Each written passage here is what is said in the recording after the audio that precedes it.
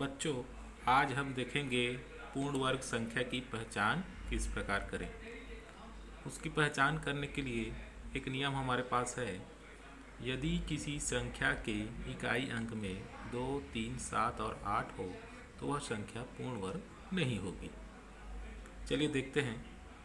हमने यहाँ 1 से लेकर 10 तक की संख्याओं की वर्ग संख्या लिखी हुई है।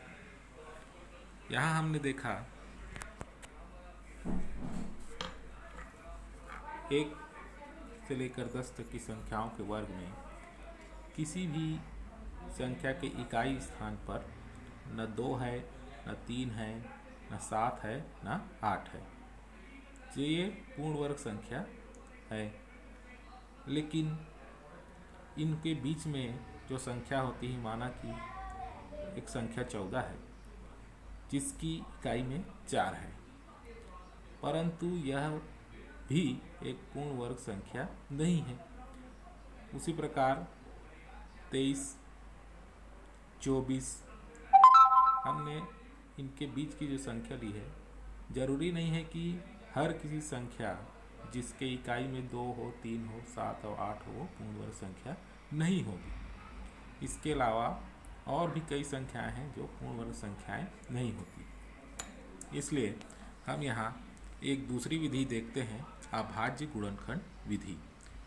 इस अभाज्य गुणनखंड विधि में हमें अभाज्य संख्या के द्वारा ही भाग विधि का इस्तेमाल किया जाता है। जैसे अभाज्य संख्या है 2, 3, 5, 7, 11, 13, 17, 19। अभाज्य संख्या वह होती है जो स्वयं अथवा 1 से पूर्णतः विभाजित हो। इसलिए सबसे पहले हमने यहाँ 36 को पूर्ण वर्ग संख्या है कि नहीं ये देखें। तो 36 को अभाज्य गुणनखंड विधि हमने ज्ञात किया। तो 36 को सबसे पहले जो छोटी अभाज्य संख्या है 2, उससे भाग देकर देखा। 36 में 2 का भाग दिया, हमें 18 प्राप्त हुआ। हमने 18 को यहाँ लिखा। फिर से देखा हमने ये 18 2 में पूर्णतः विभाजित हो जाएगी। फिर 18 को 2 से भाग देकर यहाँ 9 प्राप्त हुआ। हमने 9 यहाँ लिख दिया।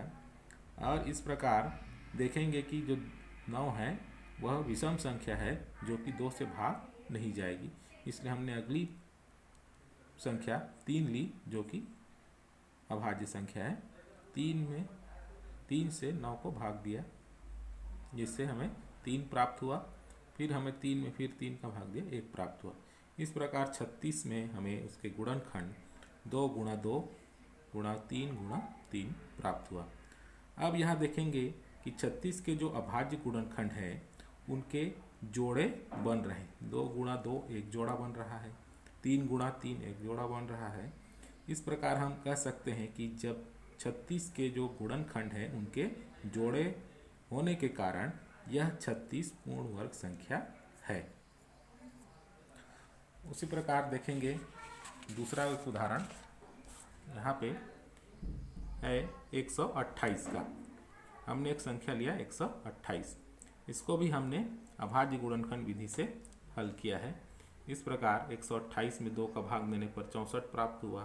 फिर हमने 64 यहाँ लिखा। फिर 64 में 2 का भाग दिया, 32 प्राप्त हुआ। 32 यहाँ लिखा। इस प्रकार से हमने पूरे इसके अभाज्य गुणनखंड निकाले। 128 में जो गुणनखंड मिला है 2 गुणा 2 2 गुणा 2 2 गुणा 2 2।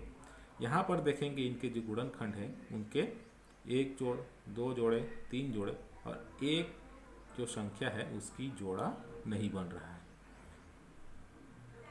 जोड़ा नहीं होने के कारण यह पूर्ण वर्ग संख्या नहीं है। ठीक है। इस प्रकार हम पता कर सकते हैं कि कौन सी संख्या पूर्ण वर्ग संख्या है कि नहीं। बच्चों, आप लोग कुछ गृह कार्य कर सकते हैं। इन संख्याओं को अभाज्य गुणनखंड विधि से देख सकते हैं कि यह पूर्ण वर्ग संख्या है कि नहीं।